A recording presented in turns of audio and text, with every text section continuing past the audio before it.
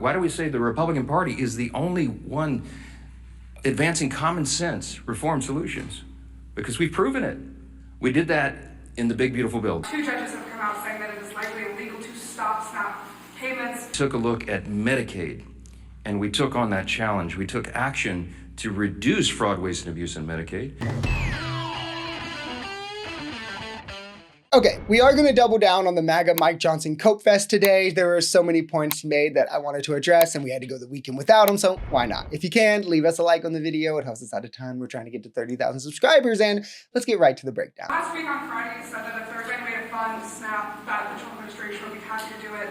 Now, 2 judges have come out saying that it is likely illegal to stop SNAP payments. One is giving the Trump administration until today to make a decision on how to move forward. What have you told President Trump about how you want him to move forward? Well, he and I talked about this quite a bit over the weekend, multiple times. The president is desperate for SNAP benefits to flow to the American citizens who desperately rely upon it. He has bent over backwards, as you know, to get the troops paid, to keep WIC funding going. He's found creative solutions. He's lying, and I mean, here's the timeline to prove it. The USDA released guidelines saying they can't use the SNAP contingency fund on September 30th. This was under MAGA direction. 3 weeks later, they deleted those guidelines. The next day, Brooke Rollins starts going around and reasserting, no, guys, this is the case. Not even 3 days after that, all Democrats in the Senate unanimously support legislation to keep SNAP funded regardless. Mike Johnson, John Thune both publicly come out and refuse to bring it to the floor to vote. Then on Halloween, 2 Democratic judges order the Trump administration to release the funds, and as of 11/3, they all hadn't gone out, but he is going to release partially of like half of the funds, and Trump is fighting tooth and nail to not even have to do so. So the idea that he cares, as he's the only force actively fighting against releasing the benefits, is about as dumb as it gets. What would the Democrats do if they had no filibuster impediment, no speed bump at all? They've already told us. They would pack the Supreme Court. You'd go from 9 to 13 or 15 or 17 or however many liberals they can pack on the court.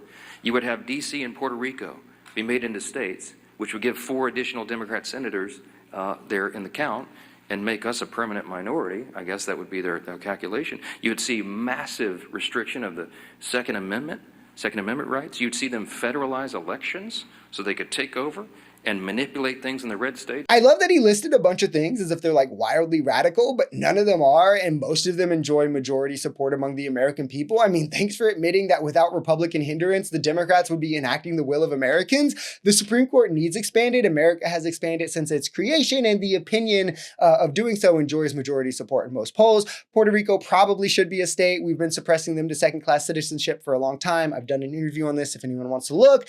That, or I mean, let them have their independence or let them vote on it themselves. Gun laws are statistically shown to save lives, and pro-choice is again a majority supported opinion among America. Like, what in any of this is the radical problem?